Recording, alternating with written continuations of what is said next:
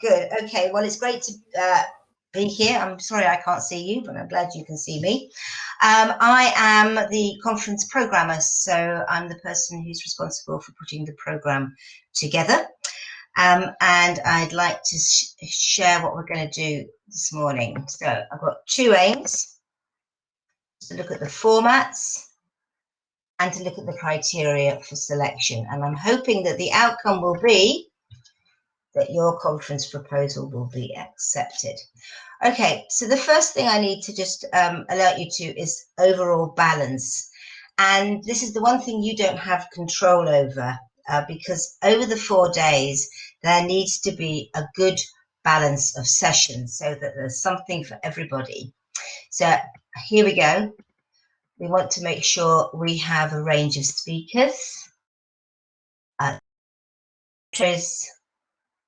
with different professional associations and organisations, and from different contexts, from higher education to exam boards, etc.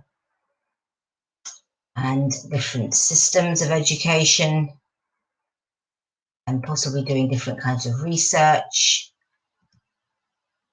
and particularly this. And I've highlighted it in green because it's really important that there is a balance over sessions, and we do get a lot of people putting in proposals for things like writing and writing skills in EAP or ICT.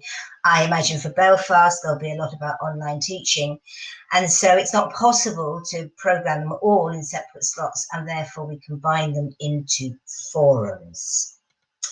Okay, so let's have a look at the type of session formats that are available. So you need to choose the most appropriate format for what you want to do in the session. And the most popular one is this.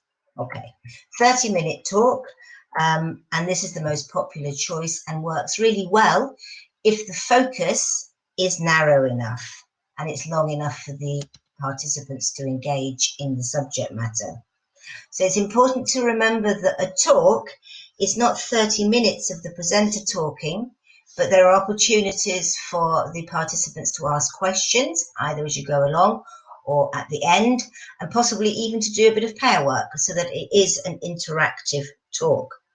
Visual aids also help, not too many of them, but it's important to remember that the participants could be going up to 10 sessions a day, and so they need things to guide them through the presentations.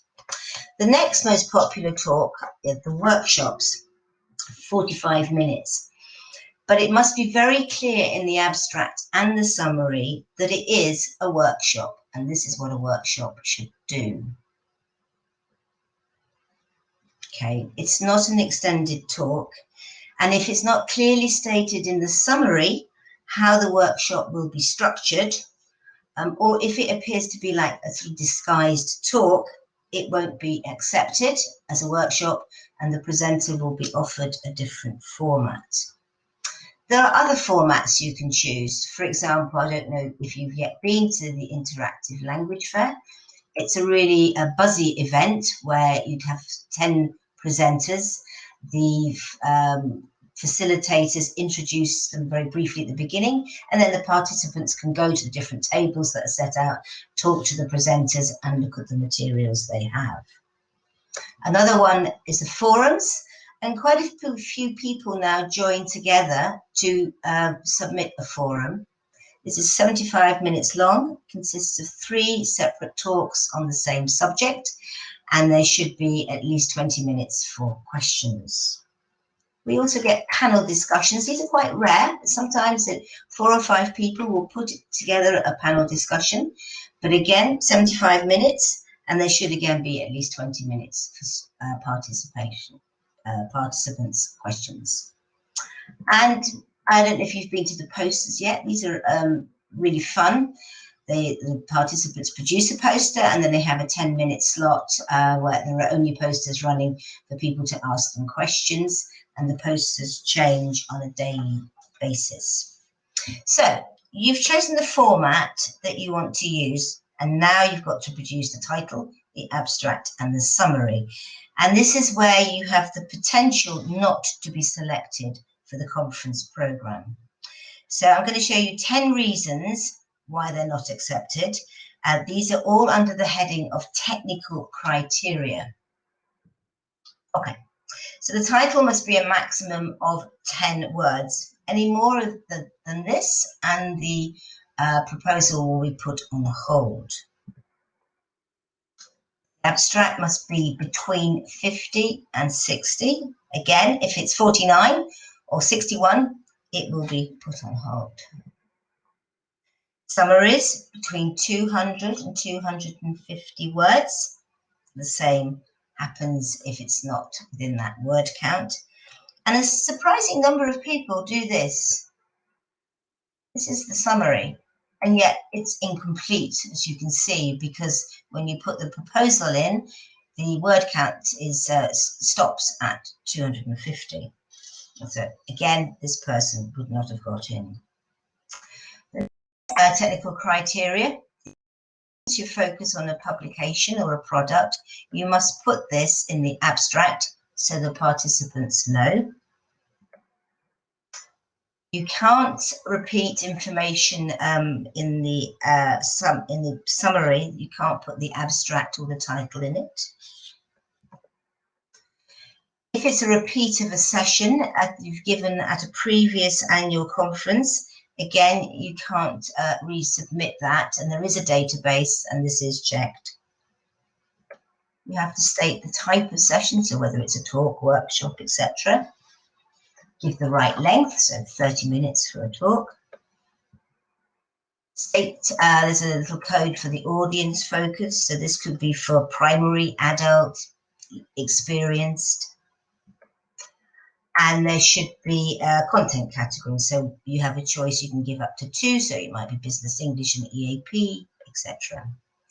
However, the majority of the proposals meet these technical criteria, and the reasons proposals are not selected on the first round of the programming is because they don't meet the following content criteria. So I'm going to go through these content criteria now. They are real examples, but I've changed the countries, etc. So they are anonymous. All right. So the most important is clarity. And this is one of the key criterion which are often not met. So it's very important from your title and your abstract and your summary exactly what you're going to talk about. So let's have a look at this example.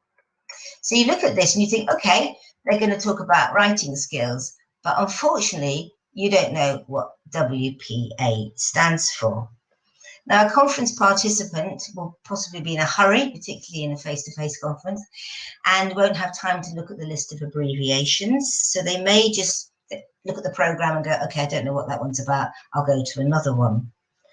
Alternatively, they might read the abstract. But again, as you can see, it's a problem because WPA is not glossed in the abstract. This abstract is also a typical example of where it's not clearly stated what the presenter is going to talk about. It sets the scene really well, but 60 words, you can't just set the scene.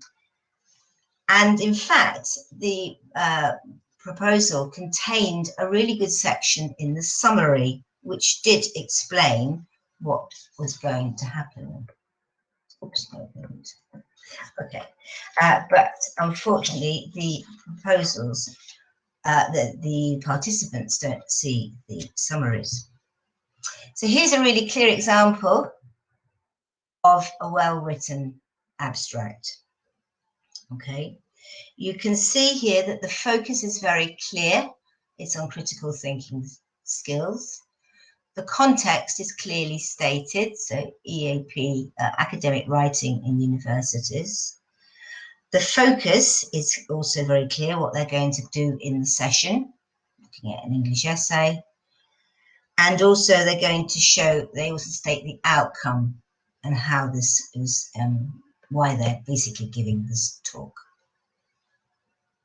So that's a very clear example and a very clear structure. Another problem, sometimes when we get the abstracts is the amount to be covered in it. It's this, I'm going to show you an abstract here. Oops, oh, sorry, is here, and the it's very clear what the speaker wants to talk about,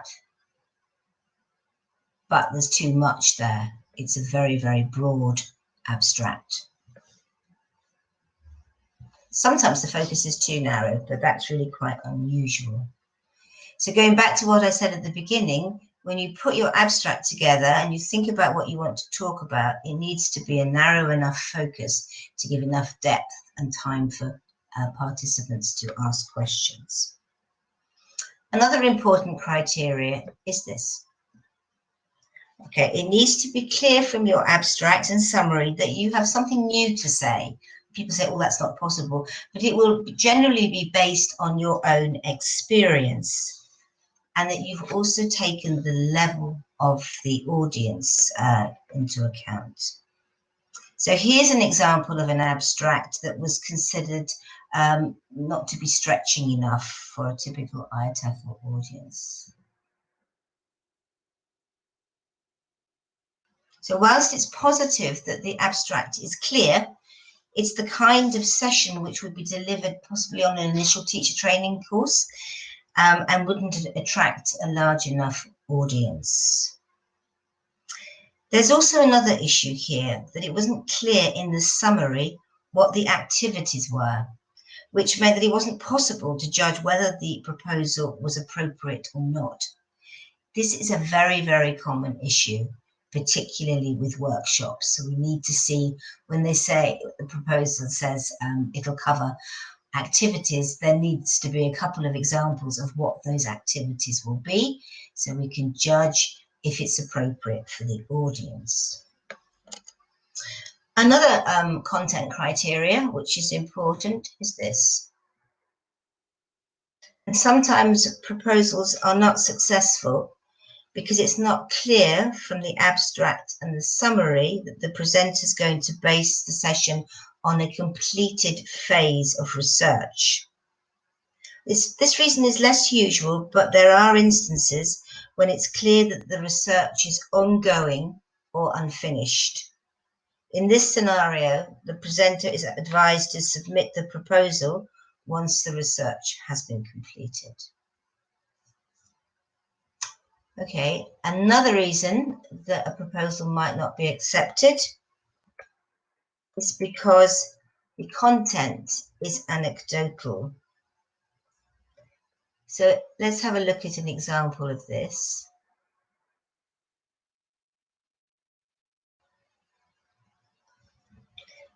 So whilst it looks interesting, there is no link made to how the audience, what the takeaway for the audience will be.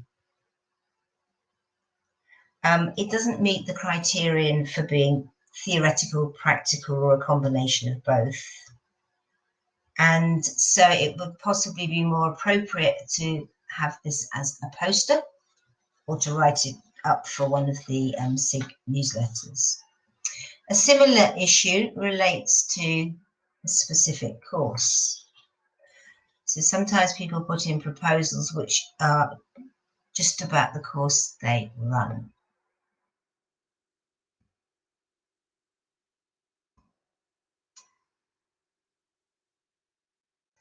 So again, whilst the course could be of interest, it's not clear to the participants what the takeaway will be for them and how it applies to them.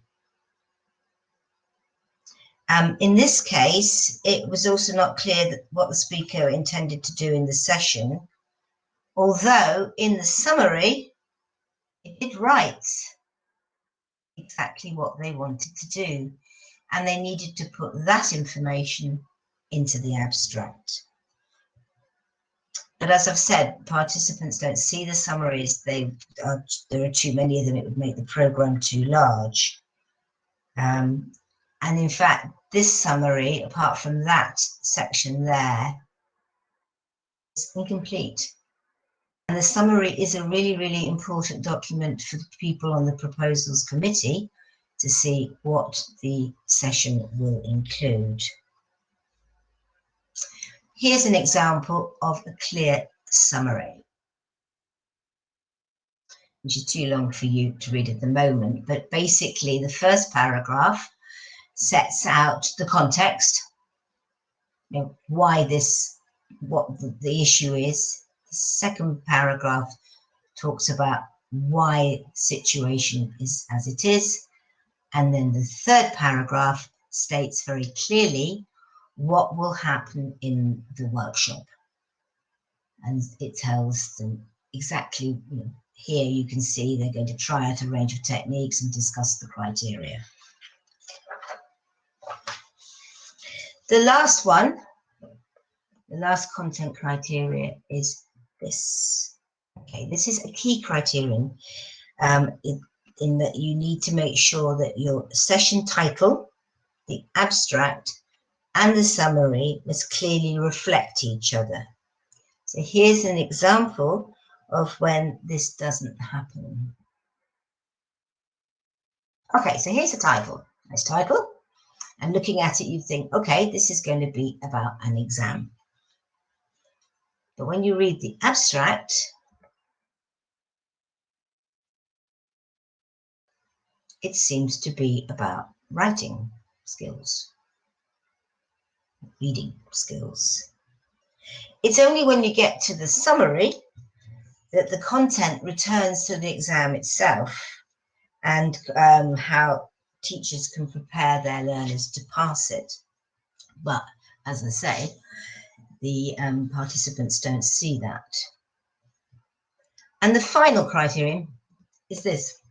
It's very rare, but sometimes the content focus is not appropriate for an IATEFL conference. They're usually more appropriate for a conference on applied linguistics. So, for example, we've had ones in the past, which is Euro jargon and translators. And you need to make sure that you are putting in a proposal that does cover what IATEFL covers. So, to conclude, here are some important things that will make your proposal be accepted. But the speaker proposal information is very clear, and it's important to go through that before you start. And this is also very important. So you need to start thinking about it well in advance before you write the complete the form. And I think this is a very useful idea. Now show it to someone else saying, does it all link? What am I going to talk about? Do you know what you're going to get out of this session? Okay. And spend the time on your summary so they outline what you're going to focus on and how you're going to structure it. So those were the criteria we looked at the beginning. And make sure that it's got practical use to participants, what the takeaway is for them. And that if it's a workshop, there are lots of tasks or activities for participation, and that you make clear in the summary that this is going to happen. Okay, so people have a chance to interact. Practical thing. You need to make sure you're a member, and it does take a bit of time to do that, so don't do it at the last minute. Log into it, submit. And yeah, make sure that it arrives before the deadline so that you know that it's been submitted. There is already a link. In fact, Sarah might be able to put that into the chat, which gives you information about Belfast, which is coming up very quickly. And that is the end of that. Oh, and can I see you? Oops, I hope so. Oh, yes. Okay, so I think I've stopped sharing. Is that right, Sarah? Yes, thank you for that, Madeleine. That's really good. Like talking to the void. It's very odd, guys. Yeah, okay, so what questions do we have? So there haven't been any questions pop up yet, but if anyone does have a question, just pop it into the Q&A section and we can work through those. Yeah, you can't speak to me. But please do ask some questions.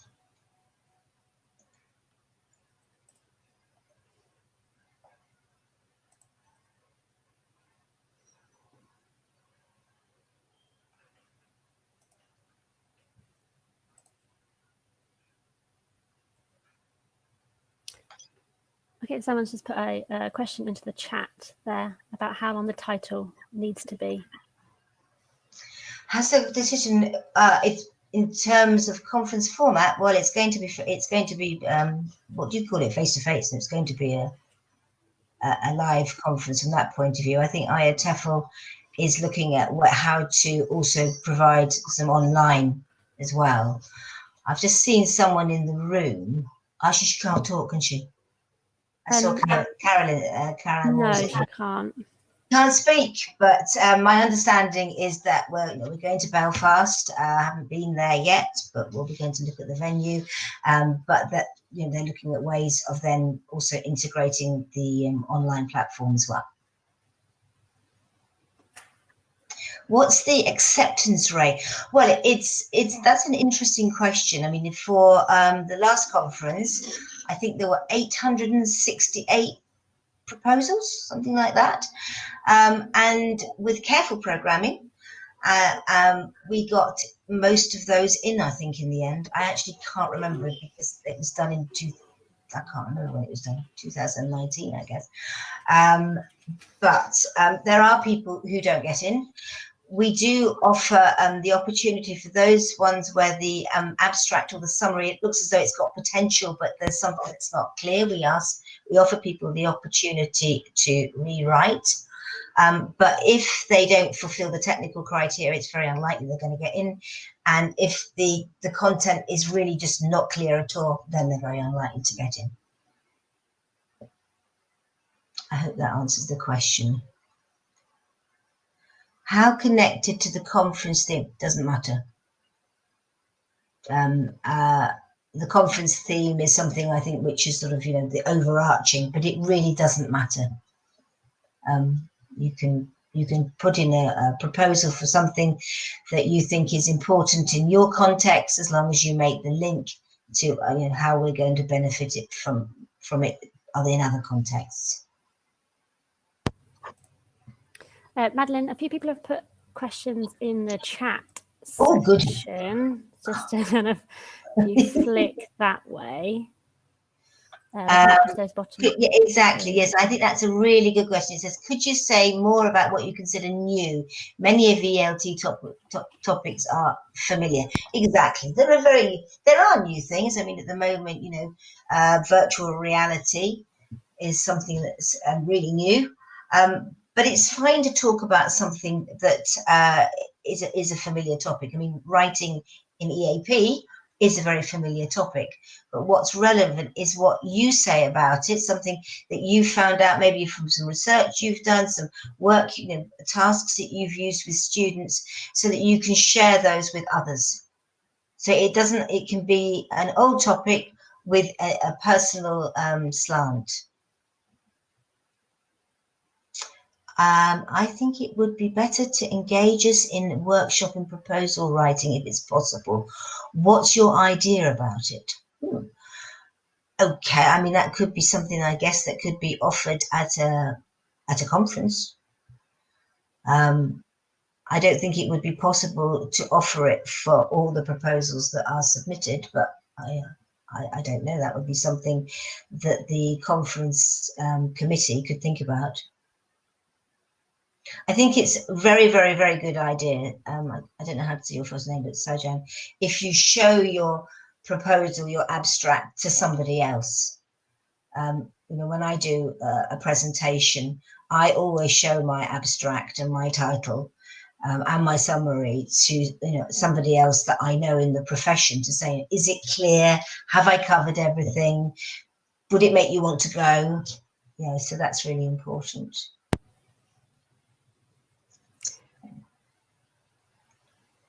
What other questions have we got? Yeah, some more are back in the Q&A box again. It's quite fun, isn't it? Keep you on your toes. Yes, it's quite fun. So where will we got?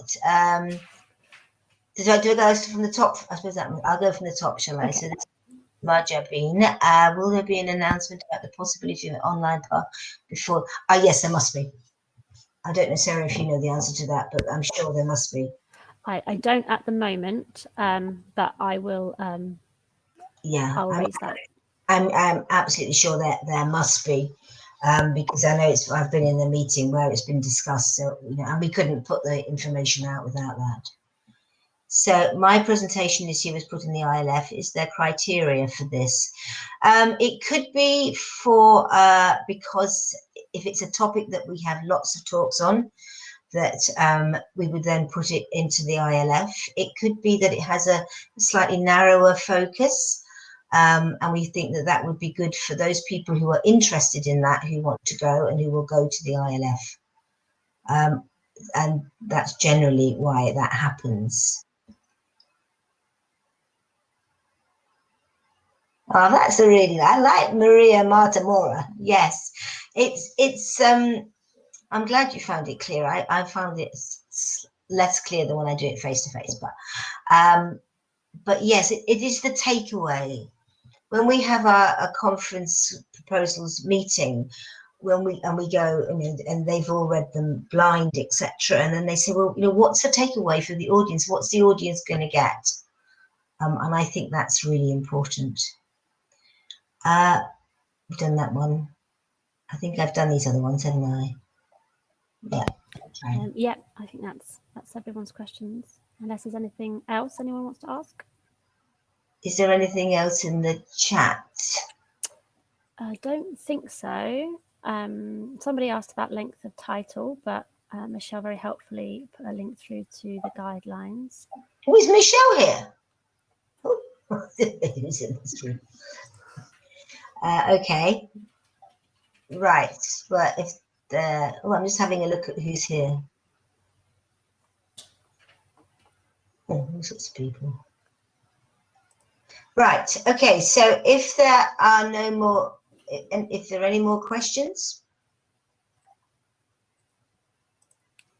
Oh, hang on. Will there be any sample proposals available?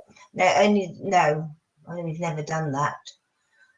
You can see the titles and the abstracts, and that's in the program, and that's what's come through.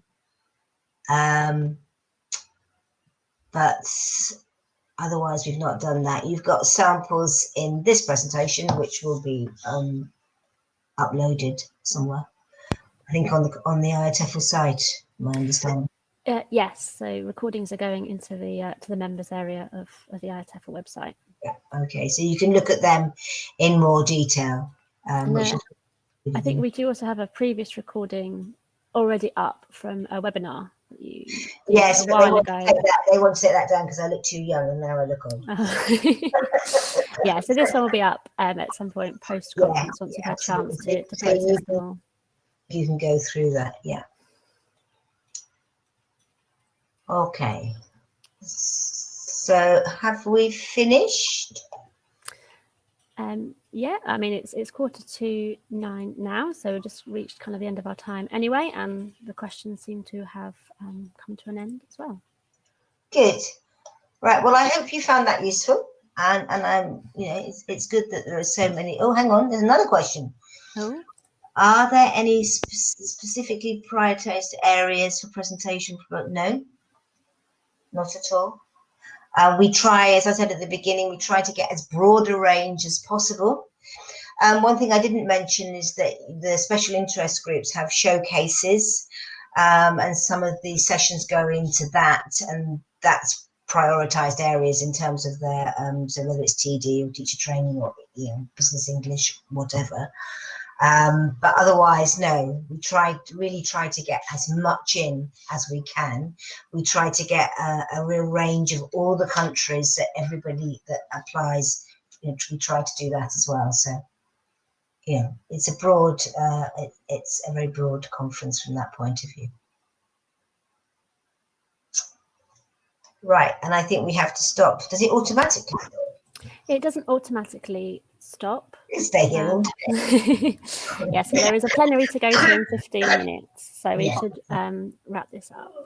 Hang on. Oh, look, hang on. A whole lot of more now. Wait a minute. It says here, does the research have to be based on an academic? No, not at all.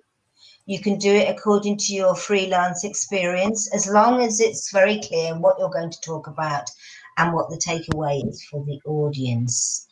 And you like my Kandinsky, do you? And the bed. It's a good thing you can't see the rest of the room. It's appalling. And if you're not affiliated to, no, not at all. Lots of people who are freelancers who aren't affiliated at all put in proposals, but you do have to be a member. Who decides the content for the 6 special interest sessions? All the proposals which are coded with one of the SIG codes goes to the SIG once they've been looked at by the conference proposal group. And I think that probably are the questions now. Yeah, I think that's everything. Yep. Good. Well, I hope you found that useful. I hope you really, really enjoy the rest of the conference. And there's a message from Caroline, but I can't see what that says. You look wonderful, Madeleine, she said. Well, that's very sweet of you. Thank you very much. It's very early in the morning. And hopefully I'll see you in Belfast next year.